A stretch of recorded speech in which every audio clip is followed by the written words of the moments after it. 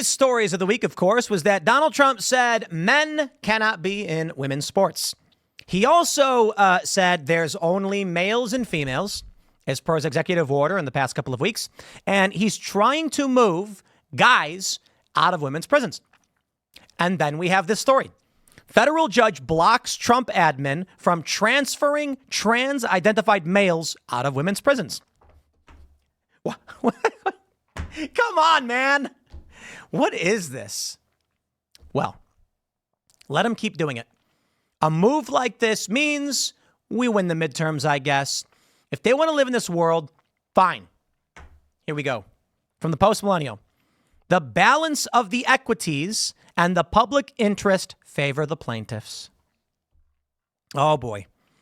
A federal judge on Tuesday temporarily blocked the Trump administration from transferring trans-identified male inmates from women's facilities to men's facilities and from terminating their access to hormone therapy in response to an executive order signed by President Donald Trump on day one.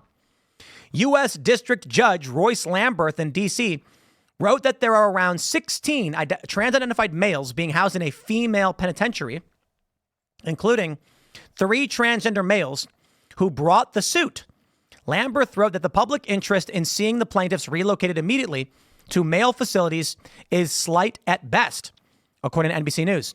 Moreover, the balance of the equities and the public interest favor the plaintiffs. Trump signed an executive order on January 20th titled Defending Women from Gender Ideology Extremism and Restoring Biological Truth to the Federal Government, which stated in part that Attorney General and Secretary of Homeland Security shall ensure that males are not detained in women's prisons or housed in women's detention centers, and that the Attorney General shall ensure that the Bureau of Prisons revises its policies concerning medical care to be consistent with this order and shall ensure that no federal funds are expended for any medical procedure, treatment, or drug for the purpose of conforming an inmate's appearance to that of the opposite sex.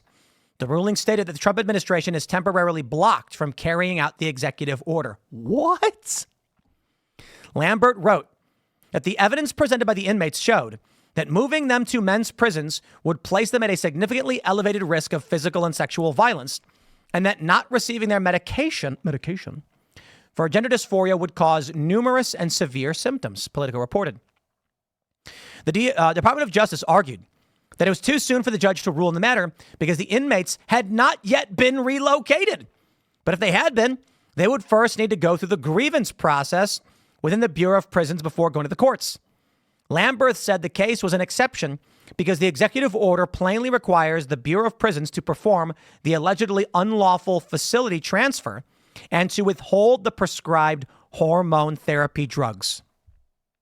This is what we're dealing with, my friends. Quite literally, guys in women's prisons. Okay, listen. I got no beef. If you're suffering from gender dysphoria, let's help you out. Okay, we'll figure it out. I don't know that the current medical practices that we see are the right ones, and it's because there is a big dispute. Nordic countries abandoning this stuff. The UK is abandoning this stuff. Several states in this country do not do these things. Some do. We don't really have a clean answer. So I'm just going to say maybe the appropriate response should not be permanent alterations through hormones and surgery.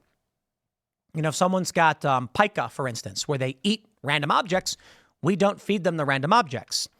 Maybe the answer to someone suffering from pica, if they're eating, pennies, is we make pennies, but they're actually cake, I guess. In this regard, when the judge says these individuals face a higher rate of violence if they go to a male prison, what about the women? If the argument is trans people in male prisons face violence, is there a statement to be made about women facing violence all the same? Why would it be different? In fact, I think they should sue. I think this statement is a violation of the Civil Rights Act because the judge is basically saying this means men are more violent than women. You can't do that. The judge just ruled that males are more violent. That is a violation of gender non-discrimination law. You can't say that. Well, Trump has taken further action with a major move the other day. Surrounded by young, 2 days ago, surrounded by young female athletes, Donald Trump bans men from women's sports. From now on, Trump said, women's sports will be for only women. Surrounded by a bunch of small children, President Trump signed an executive order on Wednesday banning men from women's sports, a historic moment in the fight to protect the integrity of women's spaces from gender activists and ideologues. With this executive order, the war on women's sports is over. Now, I'm curious what authority the president has to actually do this. I don't know.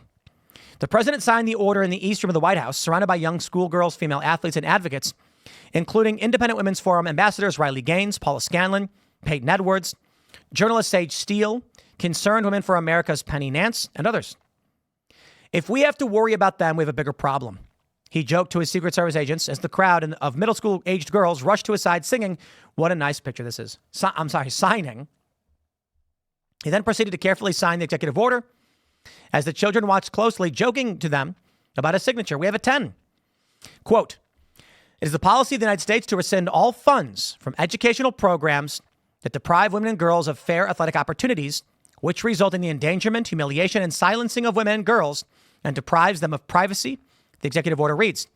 "It shall also be the policy of the United States to oppose male competitive participation in women's sports more broadly as a matter of safety, fairness, dignity, and truth." And there it is. Trump's authority is, if you want federal grants, federal money to your institution, you cannot allow males in women's sports. Well, guess what? How much you want to bet overnight? It's over. Because there's going to be some superintendent who's going to be like, how much money do we lose? No, just do it. Because Trump can do that. The Daily Wire spoke with a mother and her young daughters who traveled to the White House from, how do you pronounce it? Fauquier County, Virginia, to stand with the president as he signed the order. "We are with Moms for Liberty, and we're here to see President Trump sign the executive order and keep men out of women's sports. I have 3 daughters who are athletes," the mother explained as her daughters smiled and nodded. They told the Daily Wire they play basketball and that they're grateful to Trump for standing up for them. Gaines, a former NCAA swimmer, forced to compete against a man, spoke with the Daily Wire outside the White House following the signing, where she shared that she was overwhelmed with gratitude. "What we saw today is in total contrast to the treatment that we as women have received for the past 4 years. For 3 years, the Biden administration stonewalled women across the country. Not even just stonewalled us, he actively worked against us. So now I have a president who displays such moral clarity and leadership with this decisive action. I'm just overwhelmed with gratitude. Just every day since January 20th, I've been thanking God for having mercy. Mercy that we certainly don't deserve." Wow. Bold. That photo of Trump signing the executive order with all these young girls around him, with their whole lives, their whole futures ahead of them, whether it's sports or not, is one of the most powerful photos I imagine we'll see in the entire presidency. It's going to be wild, my friends.